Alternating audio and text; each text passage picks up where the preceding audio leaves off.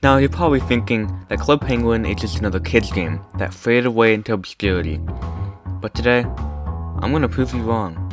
In this video, I'm gonna tell you how this game came out of nowhere, how it took a turn in the wrong direction, and the story of how this game changed my life.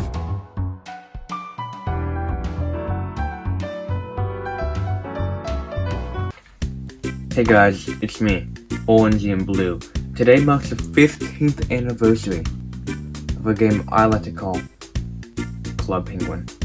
Development for Club Penguin can be traced back all the way back to 1999, when founder Lance Priebe, also known as Rocket Snail, wanted to make his own MMO game with penguins. He later launched a game called Experimental Penguins in the year 2000, which was an early version of Club Penguin as we know of today.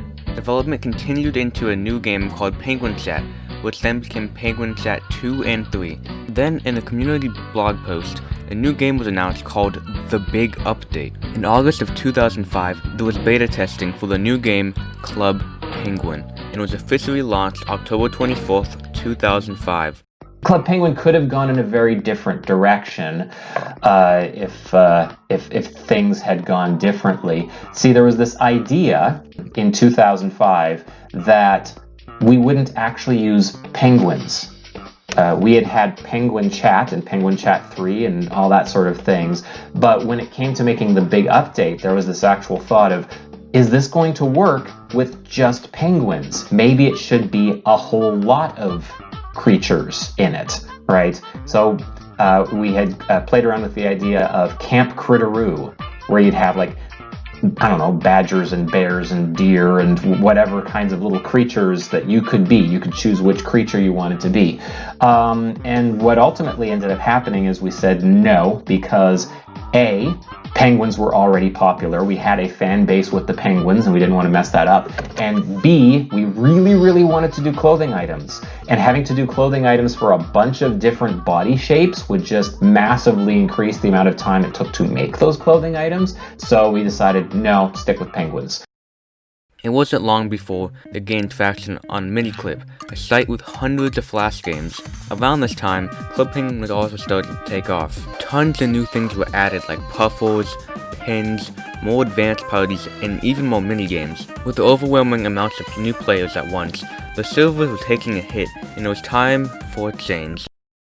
Shortly after, a small indie company called Disney offered to buy Club Penguin, but they weren't the only one. Sony also decided to join the race, but after a bidding war, Disney won and they bought Club Penguin. Most fans were happy, and some were skeptical at most, but interested to see what was in the works. The decision to sell Club Penguin wasn't mine, so that wasn't really something that I had to decide for myself. And when it was explained to us after the sale happened of, this is how Disney is going to improve things, there really were some pretty huge things that were improved when Disney purchased Club Penguin. Something that's forgotten in the early days is that there were a lot of bounce back emails. Meaning, if you tried to create a penguin on Club Penguin, often the email would bounce back. And the reason for that is because at its height of adding new penguins, sometimes we were sending 100,000 new penguin emails in a day. And we were sending so many emails that a lot of the email filters for, say, AOL or Hotmail assumed we were spam. These could not possibly all be legitimate. The moment Disney purchased Club Penguin, suddenly AOL and Hotmail were like, oh yeah, Disney, they send tons of emails. Never a problem again. I know that from a player-facing side, there was a mixed bag of Disney buying Club Penguin and how could we do such a thing, but from an internal side, there were certain things that were huge benefits. They made merchandise, trading cards, toys, books, and video games, which by the way, all those games are amazing. But that's a video for another day. I love capitalism. It was at this time Club Penguin reached its peak, and at this point, I decided to join. 2008, also known as when the economy crashed, Obama became president, and the year we got LEGO Indiana Jones. But it was also the year I got this cup. But most importantly, it was when I created my Club Penguin account. You see, this wasn't my first time traveling around the World Wide Web, No, that journey begins with Webkins. I remember seeing my brothers playing this game all the time. It was very intriguing. I finally decided to join after Jschlatt had launched and during the Christmas party. Now, how would I pick my name? You see, when you're 5, you're not very good at coming up with ideas, or spelling, or reading. So I decided I wanted my name to be Orangienblue, like the Florida Gators. And just so you know, a few years before this, I named my cat Go Gators.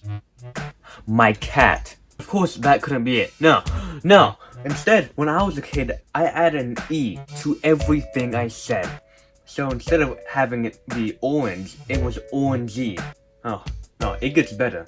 Apparently, you can only have 12 characters in your penguin name.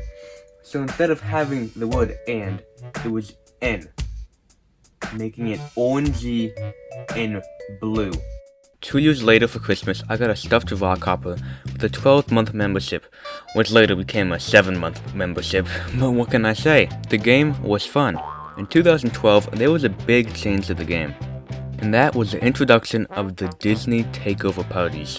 The first one of these parties was the Avengers party, and for the most part, people were happy. Superheroes are already in the game, so it fit, as well as amazing new set designs and music. There were only 2 Disney parties a year, with some being pretty lackluster, and some being pretty good like the Star Wars party. In around 2013 and 2014, I started watching YouTube for the first time. And it wasn't your average YouTube videos like Happy Wheels or Minecraft, no. I started with Club Penguin videos, from cheat codes to skits or any type of content you wanted, but in penguin form. Why did I do this? I don't know. This inspired me to do something I've never done before. In July of 2015, I recorded my first ever video. I never intended on posting it to YouTube, I just wanted to make it. I ended up recording 3 videos and they've never been seen by anyone until now. It's kinda strange to see what can happen in 5 years. Around this time, things were going downhill for Club Penguin. The game stopped receiving as many updates, and started to reuse a lot of old parties, on top of the abundance of Disney takeover parties, with 4 every year. We had seriously gotten the same Frozen party for 3 years in a row. This is when I decided to stop playing, and I would only ever log in every couple months. But then something was announced. Project Super Secret was announced on June 2015, and was said to be a new way to play Club Penguin. It was definitely interesting, but nothing I was excited for. They only showed off the clothing customization, and I thought that's all it was. Later in 2016, it was revealed that Project Super Secret was called Club Penguin Island, and would be a new mobile game to experience a new way to play Club Penguin. Then, on January 30th, 2017, it was announced that the original Club Penguin game would be shutting down on March 29th, 2017, and would be replaced by Club Penguin Island. This was the biggest mistake the company could have ever done. People were not happy. Their childhood game had just been stripped from their baby hands and replaced with a mobile game, an industry known for bad gameplay, low budget, and yes, microtransactions. It wasn't long before people realized that once this game was shut down, there would be no other way to play it, and thus became the resurgence of private servers, or CPPS for short. Private servers weren't anything new. In fact, they've been around since 2013. Most servers at the time were more of a sandbox way to play Club Penguin, with free memberships, unlimited coins, no chat filter, and the ability to add any item in the game, with loads of extra customizable options. The most private server at the time was cpps.me, with over 1 million users. Many new servers started popping up once Club Penguin was announced it was shutting down, but the most noticeable one was Club Penguin Rewritten, also known as CPR. I need some help. Rewritten carries on the vision of the original game by making you work for items and having new parties every month, and takes place from 2008 to 2012, which are said to be the glory days of Club Penguin. And I joined CPR a week after the beta testing, after I watched this video. And I was one of the lucky people that got to participate in the item transfer. You see, with the item transfer, you could get your original Club Penguin party hats and your penguin aids transferred from the OG to CPR. All you had to do was take a photo of your penguin aids from the original game, and they would transfer all your anniversary hats from the year you joined to the most recent one. So since I joined in 2008, I got the 3rd anniversary hat, which coincidentally were the colors orange and blue. And yellow. My view on Club Penguin private servers is mixed.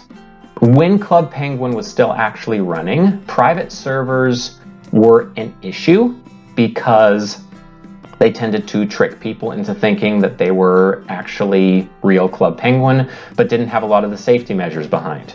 There were other things that private servers could have been getting from you, and in some cases were. So that's, of course, the bad side of private servers. And then you hear news articles about private servers that were actually trying to get personal information from kids and these kinds of things. That's no.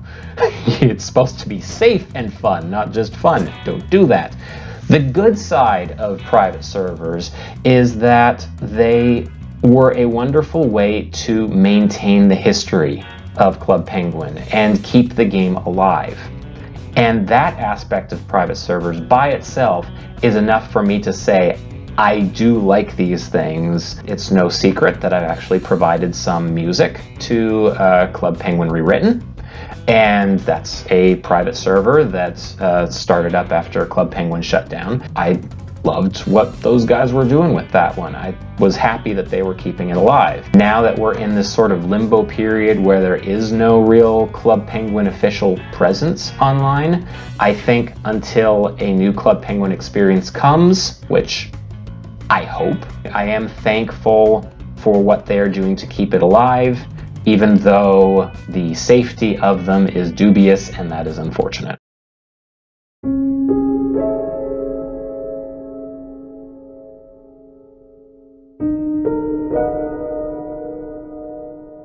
The day had came. March 29th, 2017, and the plug was pulled and Club Penguin Island was released. I had no idea that it was going to replace Club Penguin. I found out with the rest of you. That part I did not know. First reaction? Well, sadness, of course. End of an era there, right? It's not like, yay, it's getting taken down. It was sadness. There was this understanding that it was probably going to come at some point, not because of anything Club Penguin did, but just because of Flash itself, the architecture it was built on, how that was going to complicate things and the updating of things. There was Flash and other technologies that went into the making of Club Penguin that were getting difficult to maintain. So I knew that possibility was always there, but I kind of hoped that it would look like itself. I did think that both could exist at the same time, and it was sad to find out that that was not true. Hearing that Club Penguin was shutting down was such a shock, Club Penguin was just one of those things that I thought would be around forever, just a staple of the internet. And once I heard of its incoming closure, I knew I had to make a video to express just how much joy and also preteen stress that game had given me. People hated this game. Everywhere you went, it felt like a membership was just being crammed in your face. You want clothing? That's $5.99 a month. You want to go sled racing? Membership. You want to play the only 3 minigames they include? Membership. Even the beta hat, the first item in the original Club Penguin that was free to all players, was behind a paywall. Not only that, but the entire game just felt like a walking advertisement. The only clothing you could buy outside the ones you could make were all from Disney movies. Like seriously, Monsters University. That movie came out 4 years before this game was even launched. And there was even a party on the original Club Penguin, so it wasn't even new content anyway. Even if you were a member, there still wasn't anything to do. The game was so bare bones. The stuff that made Club Penguin wasn't even included in the game. The 3 minigames that were included got old after just a couple playthroughs. Even if you earned coins to spend at the gift shop, the Disney shop, you only had a few outfits you could choose from. In the original Club Penguin, every month there would be a new catalog with pages of new items, and they would remove old items, which created a reason to buy clothes. It felt fun to have old items. It created a social hierarchy. What am I even saying? On top of that, the main things you associate with Club Penguin were gone. Secret agents, ninjas, igloos, parties, and even puffles. And because of that, everyone abandoned this game and just moved on. With the shutdown of Club Penguin and the disappointment of the new game, people wanted a way to play the old game like it never shut down.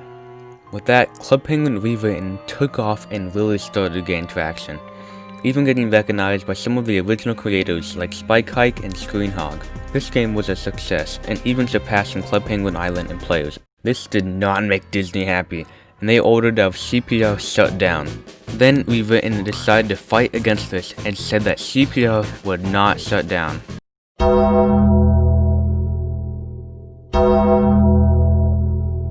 On March 4th, 2018, Club Penguin Rewritten shut down because the team couldn't handle it. Yeah, apparently it had nothing to do with the fact that Disney fired a legal action against them and made them change their domain name. It was just, no, I don't really feel like doing this. And like that, Club Penguin Rewritten was shut down and gone for good. Until 2 months later, they reopened. Yeah, I guess they just decided they wanted to do it again or something. And the odd thing is, all of the user data was saved, which is just a bit strange to me. Around this time, Club Penguin Island decided to pick up its feet and do something. They finally became a bit more lenient on the membership and added free items and minigames. The biggest push into CPI was the launch of the desktop version. Finally, the game was playable the way it was meant to be, on a big screen with a keyboard and mouse. With this, igloos were also added, with the new rooms and missions, and even some original parties. It was really looking good for CPI.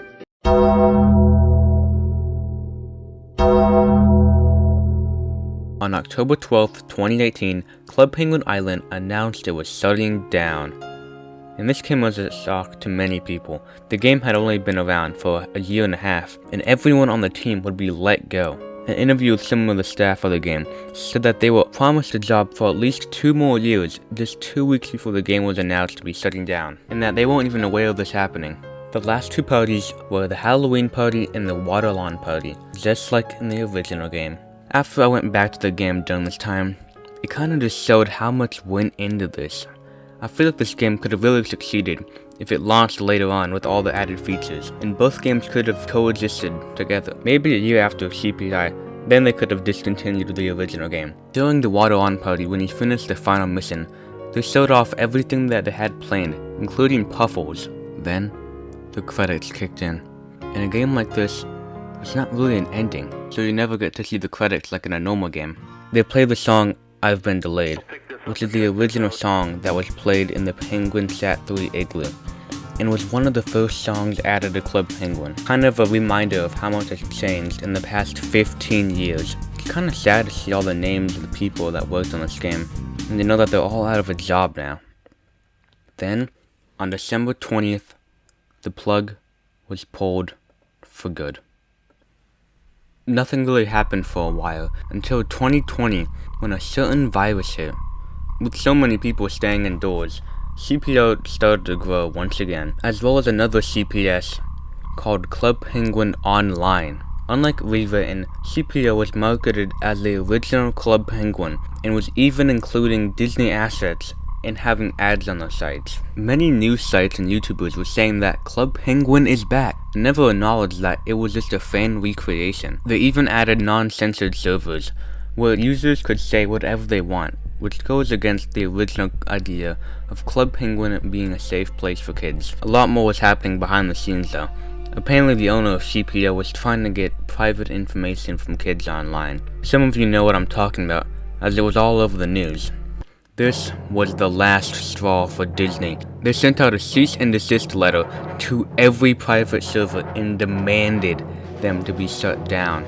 Then, Club Penguin Online was snapped out of existence, along with other private servers. Well, except CPR. They got the letter, but I guess they just didn't do it. Disney has every right to take down private servers. I think they may have been intentionally putting a little bit of a blind eye to them when they weren't making news for horrible reasons. But when you have something that is owned by Disney and someone is using that to then do something horrible, they are going to protect it, and they have every right to do that. This brings us to today. The original creator Lance Prieb is making a new virtual world called Bots Critters. It's still early in development, but you should go check it out. Adobe Flash is shutting down at the end of 2020, and many people are wondering if that's the end. Well, not exactly. Club Penguin Rewritten is currently developing the game in HTML, so it's not truly the end yet. But when is the end? This has been going on for so long. This game just refuses to die. Now, I don't know when it'll happen, but this game will always live on in the hearts of many. You know, I don't think Club Penguin will ever officially come back, and that's okay. You know, there are so many great games out there nowadays, and part of growing up is seeing your childhood favorites get replaced by new things that obviously aren't as cool, but the younger generation seems to love for some reason. I would just like to thank all of you who continue to be Club Penguin fans, even when there is no official Club Penguin to be a fan of anymore. I am so thankful for that. Thanks for watching this interview. It's fun telling these stories, and waddle on. A few years back in 2015, I actually decided I wanted to make my own game similar to Club Penguin called Polar Bear Life. Yes, it does have many similarities to Club Penguin, but this is what I worked on for over a year. I never fully made the game, mainly because I knew nothing about coding. I still have all this stuff. I don't know why, but I still hang on to it all. I even log into the game every couple months just to see what's going on. I guess it's the way to connect to my younger self. It's the same account I've had for over 12 years. Always sitting there. And I guess it's time for one last look back.